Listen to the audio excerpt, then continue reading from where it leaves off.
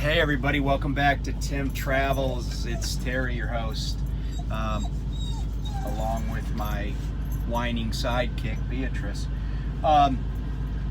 So I'm going to dispense with all the preliminary stuff and just go straight to the headline here. So I had the delivery that I was supposed to make at Kia, the Kia assembly plant in West Point, Georgia. So it was a 9 o'clock scheduled delivery, but they said I could deliver early. So I got there. I could deliver up to 2 hours early. So I got to the gate at like 6:45. And I pull up, and a little bit of like backstory of what happened before that was, while it was still dark out, I heard a loud bang, like up and to the rear, up and to the rear and the right of me. And I've had that happen before, but just to be prudent, I stopped and got my light out and I went outside the truck just to make sure nothing was damaged. I mean, it probably was a bird, or since I'm in Georgia, some big ass mosquito. But anyway, so I exited out the passenger side, got back in the passenger side. So the passenger side door was unlocked. So I pull up to the guard shack, and there's like these rent-a-cops from Allied Universal on either side of the truck. So I roll the window down to talk to the dude at, on the driver's side. And this woman rent-a-cop just walks up and opens the passenger door. And Beatrice was on the bunk, when I pulled up, but she went ape shit and, started barking and growling, because that's her job, right? If I'm in the truck, then no one else is supposed to be coming in without, permission. And I was like, don't touch my truck. You don't get to open my doors without, asking. And the guy's like, well, that's our policy. I'm like, you're not opening my doors. And he's like, well, then you can't come in. And I'm like, okay, fine. And so I leave. And, I get in touch with dispatch, and they're like, I tell them what happened. And, I've done a video already on, people touching my truck without permission. And and it's for a lot of reasons. Safety, but it's also just a respect thing, right? It's like, this is my home on the road. I have my dog here. Sometimes I have my daughter in the truck. So when you just without permission try to open the door to my truck, that's like somebody trying to break in my house. And just because I go on somebody's property doesn't mean I give up the rights to protect myself and, my pet or my daughter or whoever's, with me. And this is just another example of disrespect to truckers at shippers and receivers. It's also an example, quite frankly, of people who get a little tiny bit of power, trying to exert that power and, I don't know, control somebody. So I leave, I reach out to dispatch eventually, and, it takes several hours, but the shipper, PPG, apologized to somebody at Prime, and they conveyed that to me, and I'm like, okay, fine. And then they sent me a message, and they said, hey, no one's supposed to be opening your doors there, and when you go back, this guy is either going to be at the guard shack or he's going to be available, and they gave me a name. And so I go back there, but this time I have my doors locked, and the same woman tries to open the door again. And I'm like, she's like, unlock your door. I'm like, no. I gave him the name of who to call, and the guy on the driver's side this time, he was gonna be just like, yeah, whatever, go ahead, right? He wasn't gonna hassle it. But she's like, no, you can't leave. And she calls her supervisor, and then on the phone, and then she says, you know, and I gave him my license like they asked. I gave him the bills of lading. Obviously, I was supposed to be there. And she says, oh, I'm gonna have my supervisor come down and speak with you. And she asked me to pull over to the side. So I got my four ways on, I pull over to the side. Next thing I know, not one, not two, but 3 vehicles show up, right? And 6 guys with guns. And they get out and basically form a semicircle around my driver's door, because I was up against the curb, right? And they're like, what seems to be the problem, sir? You know, like typical freaking Paul Blart rent-a-cops, right? Like, they just reeked with like wannabe copness, if that's a term. And I'm like, well, you know, I don't know, what's the SWAT team for? They're like, well, you're refusing to open your doors. I'm like, yeah. But no one ever explained why they thought I should open my doors, or if there was some compelling reason for it. And let me just take you back to when I was at GP Transco, because I did a video about this. I had a load that I picked up at the United States Mint, right? The US Mint has its own police force. They're, you know, I mean, they're under the Department of Treasury, but the US Mint has their own uniformed police officers. They're federal police officers. And when I went to the Mint, they had, everything was marked. They said, you know, park here on the curb, and then go to the guard shack. I walked to the guard shack. I told the guy what I was there for. You know, he's behind bulletproof glass and everything, and it's very high security, as you can imagine, because they make money. And you know, he checks my IDs, because I had to produce both my driver's license and then I added my military ID, since I don't have a real ID, whatever that is. I guess all my IDs are fake, but anyway, so then he was very cool. He was like, okay, you know, he goes, I need to inspect your truck for security purposes. Is it okay if I look in your cab? And I said, my dog's in there. Can I just get her out? Because she doesn't, you know, she's protective of the truck. And he's like, yeah, sure.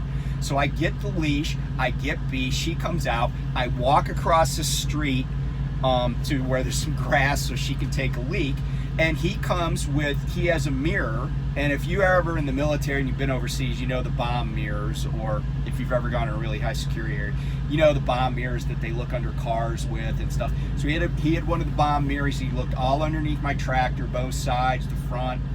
Oh, he opened the hood, and he closed it and latched it, by the way. And he looked under my trailer, looked in my trailer, and then he just used the mirror to look around inside my truck from the driver's side.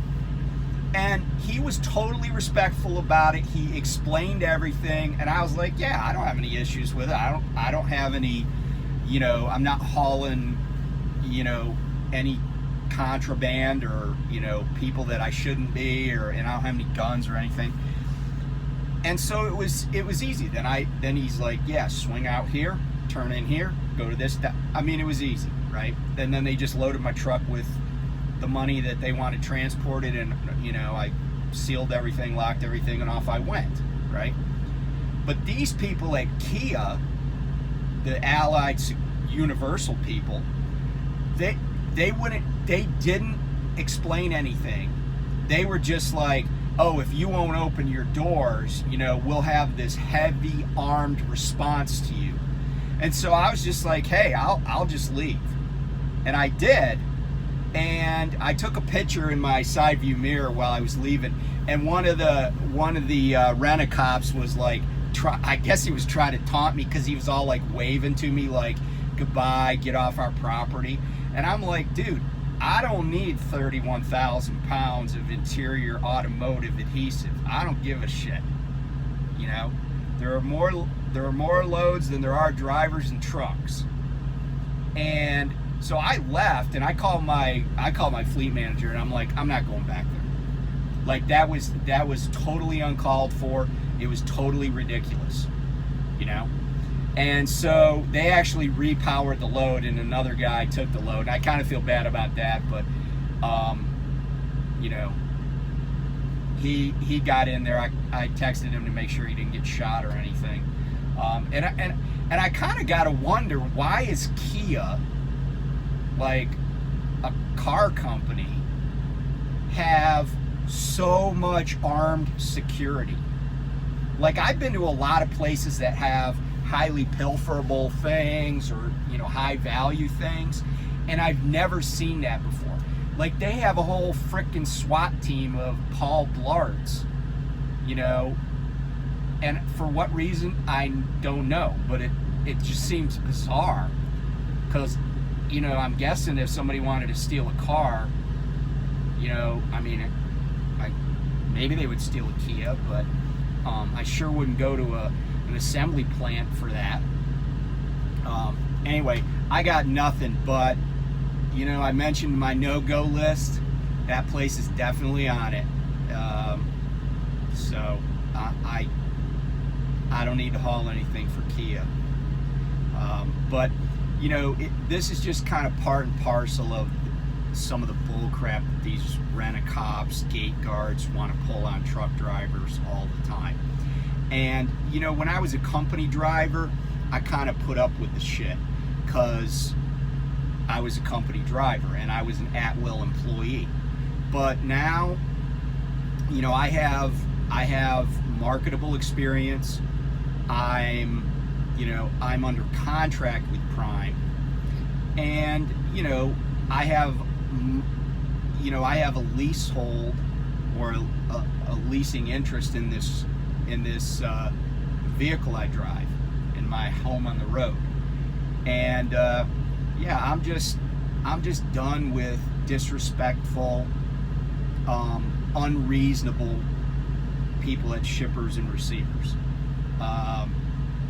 You know, everybody and their brother is talking about the shortage of truckers, and everybody and their brother is talking about, oh, well, it's pay, it's this, it's that. But I seldom, if ever, hear anybody say, maybe it's because truck drivers get treated like shit by the people that they're hauling for, not by their companies, but they just have to put up with a bunch of crap on a daily basis, and they get sick of that. I mean, it's kind of like teachers. You know, teachers, surveys have shown people don't leave the teaching profession because it doesn't pay enough. They leave the profession because of administrators and, you know, people outside their profession that they have to deal with. You know, and all the crazy, like, rules and stuff that are imposed upon them. And, you know, it wouldn't surprise me that there are more than a few truckers who have left the industry for the reasons I've stated. I mean, who goes to work carrying, you know, 8 giant tubs of adhesive and expects to have 6 armed people confront them? You know, it's not okay. And, you know, like I said, what's within my power is to not take a load there anymore. I mean, you know, that's the easy fix. But I encourage everybody, you know, when you encounter a shipper or a receiver that treats you like crap, treats you like a second-class citizen or worse, just put them on your list. And if you have the authority or the right to refuse loads, just refuse the load next time it comes up, because it will. Well, maybe it won't. You know, I mean, Prime's a big company. There's lots of loads, so maybe I never will see them again. But if I do, there you go. Anyway, have a happy Friday. I was going to actually talk about, do like a little 3-month review. I'm still going to do that, but I haven't had a chance to go completely over the statements. I'm not going to, you know, I've talked a little bit about line items, but I wanted to just give you an update on, you know, 3 months of truck revenue, how many miles we've driven, and then what our net to the truck is. So anyway, thanks for tuning in. And by the way, I did a little short, and I don't know if it really worked that well because I've never done one of those before, but I did a lengthy interview with a guy that's at my former employer, GP Transco.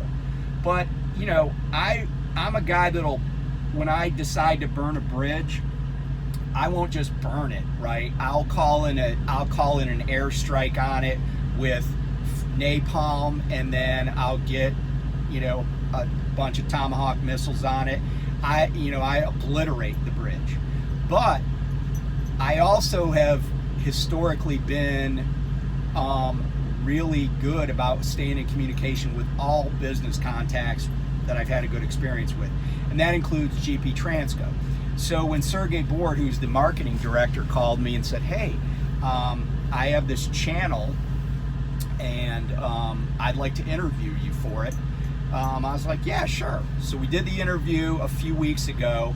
It was actually like 2 hours. So he's gonna be putting out snippets of that interview, like maybe one question at a time, because I'm a little long-winded, as you know. But if you get a chance, tune in, subscribe to his channel. There's some great content that he's come up with, and it's like taking a wide-angle look at the trucking industry. And I think if you check out some of those videos, not just the one I spoke, you know, the one I did, but if you look at some of the others, there's some really good stuff in there. There's some really good content, and you'll learn. I think it'll be worth your time. So anyway, that's called My Trucking View, I believe, but you can just link to it in that short that I did.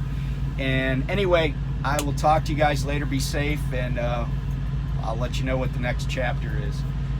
Bye.